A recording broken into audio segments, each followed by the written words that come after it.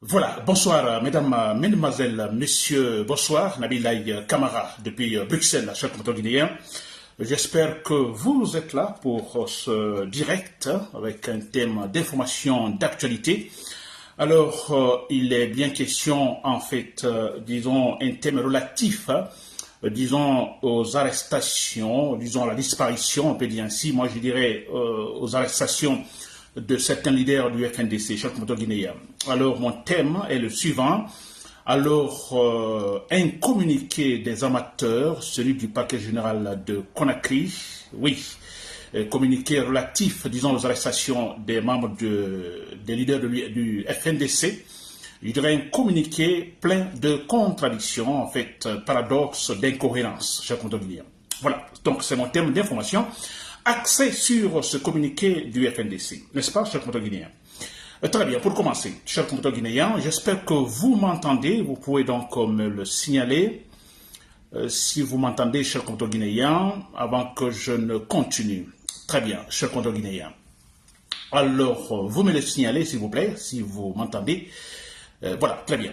Alors, j'ai la confirmation. Voilà, chers compatriotes guinéens, vous voyez ce thème axé sur... En fait, disons, le communiqué du parquet général de Conakry, vous savez, nous avons tous lu ce communiqué du parquet général de Conakry, et communiqué relatif, disons, à la disparition, ou disons, au kidnapping de certains membres de l'UFD, plutôt du FNDC, s'il vous plaît. Très bien. Alors, pour commencer, vous le savez tous, chers compatriotes guinéens, alors, Foneke Mangué, Omar Silla, Foneke Mangué, disons qu'il est le coordinateur national du FNDC, mais aussi Mamadou Billo Ba, il est chargé, disons, de la mobilisation de ce même mouvement, le FNDC. Voilà, chers compatriotes guinéens. Donc, depuis quelque temps, on en parle, c'est vrai, il y a des échos par-ci par-là, des inquiétudes par-ci par-là.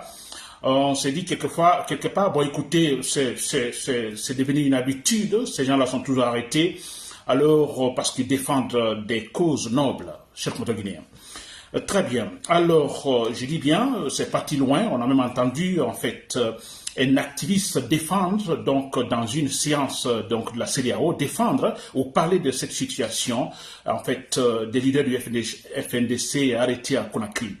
Aussi, sur le plan international, toujours, on a entendu, en fait, un leader très important, disons, en France, le leader de la France, disons, insoumise, n'est-ce pas? Il est question de Jean-Luc Mélenchon qui, en fait, effectivement, s'est prononcé sur cette situation. Il a tout simplement essayé d'interpeller le pouvoir français, n'est-ce pas? Disons, concernant l'arrestation injuste, la disparition même, donc, de ces leaders du FNDC, chers compatriotes guinéens. N'est-ce pas?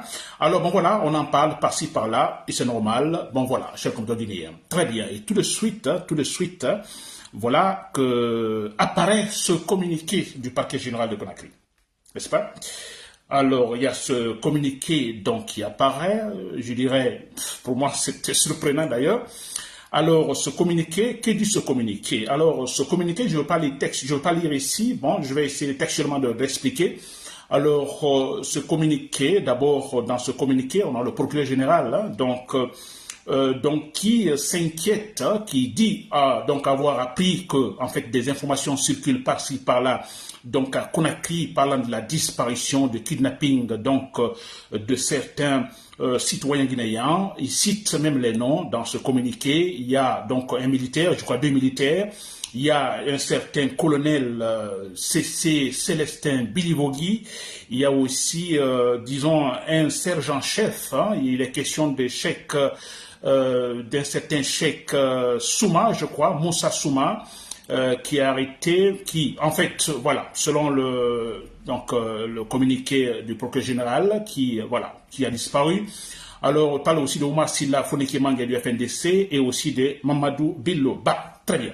C'est le procureur qui cite ça dans le communiqué. Ensuite, dans ce même communiqué, alors le procureur dit, bon écoutez, cette situation crée une certaine psychose à Conakry. Et c'est vrai, ça, il va même jusqu'à dire, ça en fait salit l'image, disons, de la Guinée à l'intérieur comme à l'extérieur, que ce n'est pas bien. Bon voilà, que lui, en tant que procureur général, donc chargé de protéger les libertés individuelles et collectives, alors il est préoccupé. n'est-ce pas? C'est une préoccupation pour lui qu'il y ait de telles informations, psychose dans la ville, etc., etc. Bon, voilà. Vous avez compris, vous avez lu cette partie du communiqué. Alors, je crois dans le troisième paragraphe, il dit, c'est pourquoi, au regard également des objectifs recherchés par les manipulateurs de tous les côtés, n'est-ce pas? Il dit, j'informe l'opinion nationale et internationale, n'est-ce pas, qu'aucun organe d'enquête en Guinée n'a interpellé qui que ce soit, n'a interpellé ou arrêté qui que ce soit. Il va dire mieux, aucun établissement pénitentiaire, c'est-à-dire des prisons, donc ne peut également, aucun établissement pénitentiaire ne peut effectivement se signaler ou signaler en fait la présence de ces individus en fait au niveau de leur établissement, n'est-ce pas? Très bien, ça c'est le procureur, le communiqué qui dit. À la fin, le dernier paragraphe, si vous l'avez suivi aussi, et là il dit en tant que procureur, disons du parquet général, disons à Conakry, alors il dit donc il va instruire les autres parquets, disons à Conakry, un parquet d'essence à Conakry, alors d'ouvrir des enquêtes, cette fois-ci de manière donc minutieuse, de mener des enquêtes vraiment détaillées sur ces cas de disparition. Chers conterguinéens, vous l'avez suivi. Alors ça, c'est le communiqué du parquet général de Conakry. C'est quand même bizarre parce que, écoutez, ça vient d'une institution de la République, s'il vous plaît. N'est-ce pas? Mais si vous lisez bien. Quand je vais lire, vous concentrez, vous essayez de voir, on n'a pas besoin de se concentrer, franchement. Il y a l'argumentation, en fait, est totalement cassée. Il n'y a pas de cohérence dans, en fait, ce communiqué. N'est-ce pas? Absolument rien. On a un procureur de la République d'un côté qui s'inquiète, qui se dit, c'est un procureur qui parle, il y a des informations qui circulent donc dans la cité, informations faisant état de la disparition, kidnapping de tel ou tel, il va citer les noms des personnes en fait kidnappées ou disparues, etc., etc. Et il dit, en tant que procureur général chargé de la protection des libertés individuelles et collectives, cela me préoccupe. Il est inquiet. N'est-ce pas? Très bien. Et ensuite, ce point est très important, il va jusqu'à dire, alors au regard des objectifs visés par les manipulateurs, vous voyez déjà, le procureur de la République, donc, dit tout simplement, il juge, dans le communiqué, il juge les manipulateurs, l'objectif des manipulateurs. Donc, selon le procureur, il y a des manipulateurs qui cherchent à salir l'image de la Guinée, à l'intérieur comme à l'extérieur. Ça signifie tout simplement, quand il parle des manipulateurs, chers compatriotes guinéens, retenez ce point, là il y a l'incohérence, c'est vrai. Tenez bien, quand il parle de manipulation, c'est-à-dire que les informations données sont fausses. Elles ne sont pas vraies. C'est-à-dire qu'il a fait ses enquêtes, ce n'est pas vrai. Alors, quand il parle des enquêtes, c'est-à-dire que quand il a entendu que ces individus ont disparu, alors qu'est-ce qu'il a fait? Il est parti voir, par exemple, les départements d'enquête. Alors vous, en demandant, vous avez fait des interpellations? On dit non, voilà, ça va. Il va donc au niveau des établissements pénitentiaires. Ici, vous avez ces individus donc dans vos établissements? On dit non, bon voilà. Et là, il vient, il dit, bon, il fait son communiqué. Bon, écoutez, il y a des manipulateurs. Il y a des manipulateurs parce que moi, je fais mon enquête. Dans aucun établissement pénitentiaire, on peut retrouver ces individus. Et les organes d'enquête, personne nous a en fait signalé clairement qu'il y a eu une interpellation de ces individus. N'est-ce pas, chers compatriotes guinéens? Alors, ça, ce n'est pas enquête, vous savez. Ce n'est pas enquête. Un procureur général, vous entendez dans la cité, dans la ville, qu'il y a des disparitions inquiétantes. Vous-même, vous dites que ça crée une sorte de psychose dans la ville, dans la cité, que ça salit l'image de la Guinée. Si vous attendez ça, que devez-vous faire en tant que procureur général? Des enquêtes. Des enquêtes pour ça, effectivement, si ces individus ont eu des enquêtes, ce n'est pas aller voir dans les prisons, ils sont ici, non, ils ne sont pas là. Ce n'est pas le travail d'un procureur, s'il vous plaît. Ce n'est pas possible. Vous voyez, donc sans faire des enquêtes, il y a déjà un jugement. Ce sont des manipulateurs. Et à la fin, vous suivez le communiqué à la fin de son communiqué, le dernier paragraphe, il dit quoi? Il va instruire les différents parquets donc de Conakry, n'est-ce pas? Alors de mener des enquêtes. Maintenant, il va faire des enquêtes. Il aurait commencé par cela. Et maintenant, il va demander aux différents parquets de Conakry, effectivement, de mener des enquêtes minutieuses pour pouvoir, effectivement, alors, voilà, savoir ce qui se passe réellement ou ce qui se passe avec ces gens, pourquoi cette disparition, pourquoi on ne le retrouve pas. Vous comprenez cette contradiction, c'est vrai, il y a un jugement avant les enquêtes. C'est très simple, c'est facile à comprendre. C'est très facile à comprendre. Donc, cette apparition, disons, du parquet de Conakry, alors nous, on s'est dit, mais c'est ridicule, le parquet, c'est-à-dire quand il passe, c'est comme si c'était une institution indépendante. Oui, c'est-à-dire ce communiqué, c'est pour, pas pour nous, hein, aux Guinéens, non, c'est pour montrer également, parce qu'il dit, j'informe l'opinion nationale internationale, mais ce communiqué, c'est à l'égard donc de l'opinion internationale, pour dire, bon, en Guinée, nous respectons le droit. En Guinée, la justice est indépendante. C'est ça. C'est ce qu'il veut dire par là. N'est-ce pas? Il parle de l'interpellation. Quelle interpellation? Il parle d'interpellation. Quand on dit interpellation, alors ça a un sens beaucoup plus, je dirais, civilisé. La police qui interpelle, par exemple, un citoyen, un suspect, il y a la façon civilisée, c'est-à-dire il y a le respect du droit. On ne vient pas casser la porte, sortir, etc., etc.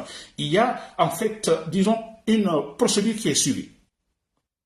La personne est interrogée, n'est-ce pas? Alors, on ne vient pas le prendre ainsi sans, en fait, un mandat, par exemple, de perquisition, un exemple. Ça, on appelle l'interpellation.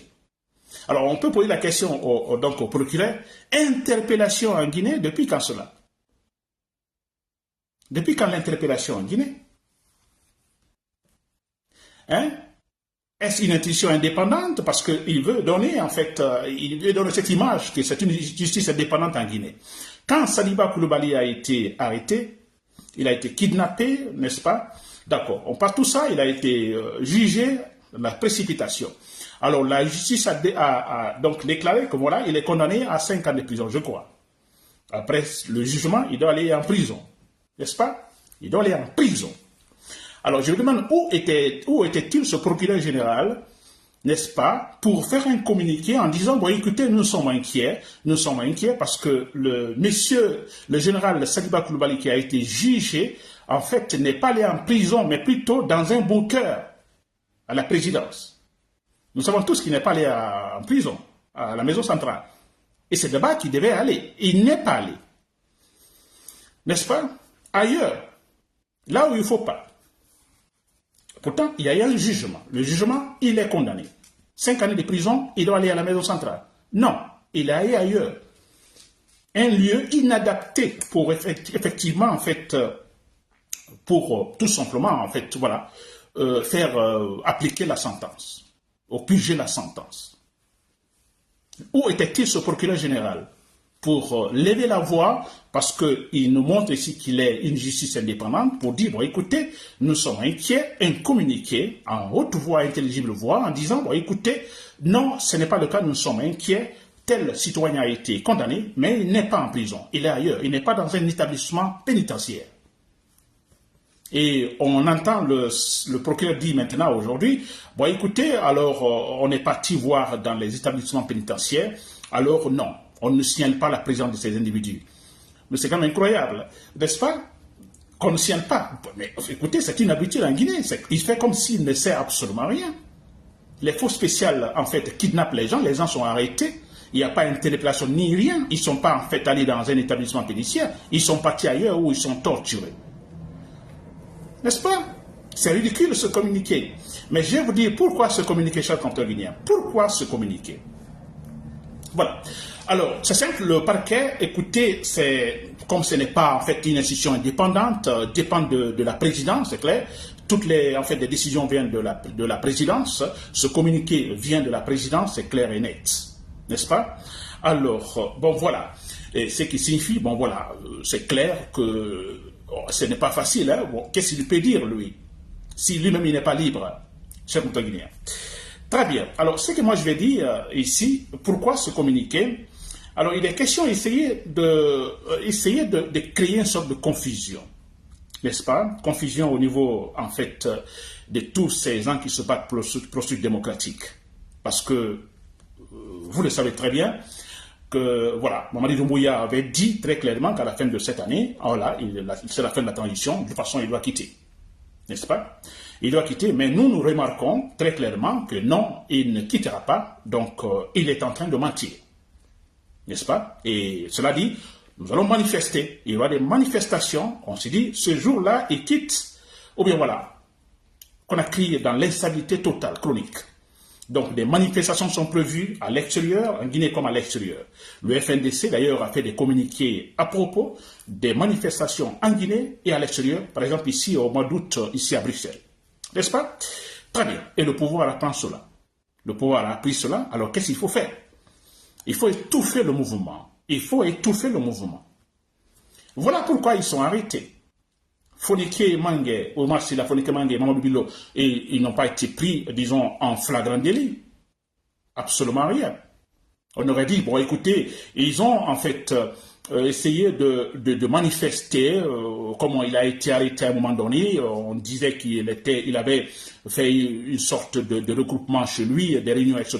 Ce n'est pas le cas.